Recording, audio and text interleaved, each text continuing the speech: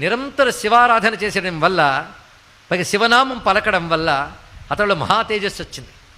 అందుకే గ్రహదోషంబులు దుర్నిమిత్తములు నీ కళ్యాణ నామంబు ప్రత్యహమున్ పేర్కొను ఉత్తమోత్తముల బాధింపగా నోపునే దహనున్ కప్పగజాలునే శలభ సంతానంబు నీ సేవ చేసి హతక్లేశులు కారుగాక జనముల్ శ్రీకాళహస్తీశ్వర అంటారు దుర్జటి మహాకవి. దీని అర్థం ఏంటంటే గ్రహదోషాలు అలాగే ఏవో దౌర్భాగ్యాలు అని ఏడవడం కాదయ్యా, నిత్యం ఎవడు శివారాధన చేస్తాడో వాడి గ్రహదోషాలు ఏమీ చెయ్యలేవు, దుర్నిమిత్తాలు ఏమీ చెయ్యలేవు.